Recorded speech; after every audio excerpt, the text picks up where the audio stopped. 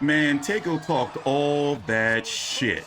Ghana peppers, and you will see tomorrow, all that bullshit, just to come out and not try to fight. By the way, he did get dropped. What round was that? That was round number 2. I thought it was later than that. Interesting. On T Street Controversy with Fight View 360. We're here the next day, about, 12 hours or so after Ryan Garcia. I got Sergio Lord. Hold on, let me fix this. All right, there we go. That is better. All right, anyway. Ryan Garcia got a unanimous decision victory over Emmanuel Tagoe last night in his first fight back after, 13 months. The last time he fought, he had a huge amount of momentum. He fought Luke Campbell back in January 2021 and got a 7th-round knockout after being knocked down himself in a very good fight. Then, mental health issues, he went on a 13-month layoff. And now he came back to fight this Emmanuel Tagoe. By the way, let me say this. The Zone charged $15 pay-per-view up in Canada. Facebook friend told me to bring this up.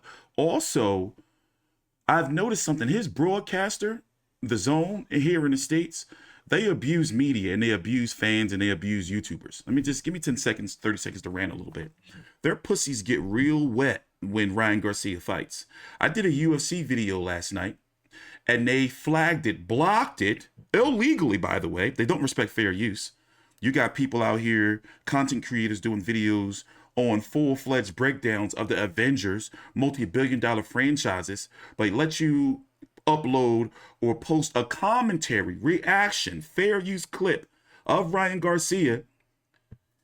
They take that shit down. These motherfuckers don't know what they're doing. And it's like, it's illegal. So if you're watching this video, it's illegal. Like, bro. So anyway, let me cover this fight. Listen, I like Ryan Garcia. Charismatic dude, can be a little cringe sometimes in his delivery. 22-0 with 18 KOs, but he still needs some work. He's only 23 years old. But the problem I have is now he's been lumped in with names like George Kambosos, Devin Haney, who are fighting June the 4th for Undisputed, Tank Davis, and it's like, he not there yet. He's got some things that he really needs to work on. And I think that, just like he was commentating during the broadcast last night, I think that Golden Boy is going to try to build him up for Jojo Diaz. And I'm all with it. But right now, he needs the slowest roll with fighting guys like Tank and everything because they would end him. Now, Emmanuel Tagoe, some would say, here, let me let this play through. So we can listen to the post-fight interviews. And I am going to show you a highlight legally of the knockdown because it's fair use, baby. Damn it. Pisses me off. Oh, wait, I don't want anything controversial to pop up on my Twitter feed. Sometimes it'd be porn on there. T-Street follow BBW accounts. It's my right. Follow me on Twitter at T-Street Controversy, by the way. And on Instagram at T-Street Controversy. The links to my social media are right down below in the description box. So overall, Ryan Garcia, there's going to be fights like this where the fighter you're fighting just doesn't want to engage. Here's what Zab Judah had to say last night, by the way. Ryan Garcia, no disrespect, but Ryan Garcia should stick to these type of guys for a few more fights. Zab Judah had there's his daughter. Fathers Against Abuse over here. Take care of your kids, be in your children's lives. He had a Zoom call with Errol Spence last week talking about the fight. Meaning him and Zab Judah. Oh, my bad, I thought I had it up. Let's get you a little brief clip of the Oscar De La Hoya on Tank Davis, Ryan Garcia. Tank Davis, I heard that he's leaving Mayweather. So, hey, give me a call and we'll make the fight happen next. I was lobbying for that fight earlier in the week, but I'm thinking like they need to dial him back a little bit. But at the same time, fuck it. Listen, let me stop being a bitch and be like, if he's talking that he wants these guys, then give him to him. Teofimo beat Loma. You know what? I'm not babying this guy no more. No. Let's listen in. I'm bipolar right now. Bipolar schizophrenic covering this fight. And now we go to the judges' scorecards. Here are the totals. Judge Thomas Carosone and Ellis Johnson have the bout 119. 108. Judge Lisa Ciampa scores the bout 118 to 109 to the winner by unanimous decision. And still undefeated from Victorville, California,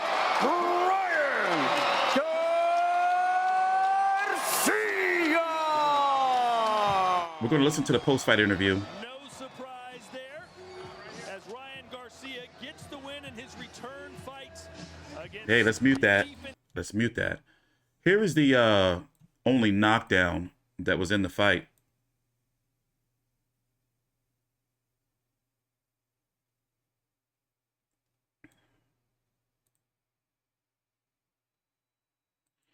I mean, he does got the power, and you know, a lot of people are going to say, yes, it's the, you know, the 13-month layoff, and then he only had one fight before that. You know, for example, let's go look at it. He had Luke Campbell. Okay, so in November he fought Dillian. That was a big fight for him. Then he came back a few months later for Francisco Fonseca. Had a 11-month layoff. Had an 11-month layoff. I got to edit that out, damn it. Had an 11-month layoff after Dillian between Fonseca. Then let's listen in. Fight, he was making it a little difficult for me to end him. I hit him with some shots, and he was crafty with the holding and stuff. You know, I was trying to get him off me. He was moving a lot. I ain't gonna lie. It's a new experience. I got to cut the ring off a little better with the guy that's just gonna keep moving all 12 rounds. Yeah, he seemed to play it safe through those first 3 or 4 rounds before starting to engage a little bit in the ring. How long did it take you to try to figure him out? I mean, I think if I would have started pressing him harder in the beginning of the fight, I would have gotten him out of there. But you know, what can I say? It was a track down fight. I had to track him down. It's a new experience, cutting the ring off with a guy that's gonna fight to survive, and I appreciate it. It was a good fight. This fight looked like it might have been a chance to end early in that second round when you knocked Tagoe down. Walk me through here what you saw with those shots. What a roasting him. He was holding. And he turned around and boom. One of the few times he gave you kind of an opening with a little bit of space there. Yeah, he's very slippery. So, you know, what can I do? I have to walk him down, and he's not going to engage, give me nothing to counter.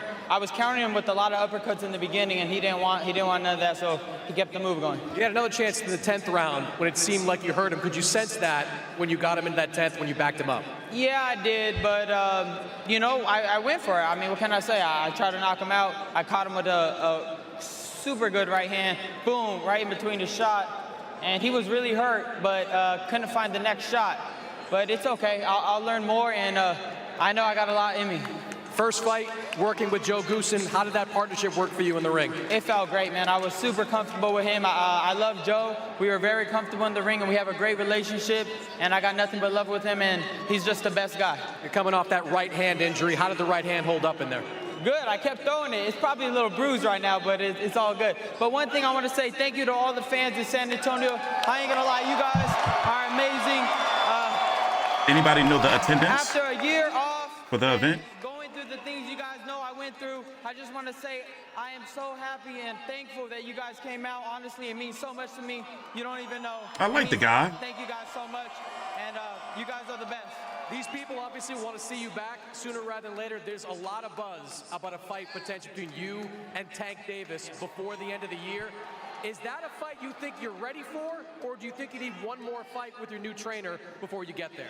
You know, in the past, I'm always with the call-outs, but I've grown and I'm matured, and I'm going to let my team handle it. I'm going to let all my coaches and everybody, and when it's on, it's on. But as of right now, I'm going to trust my team, and we're going to move forward. There you go. I like that. I know it's fun, but it's unrealistic.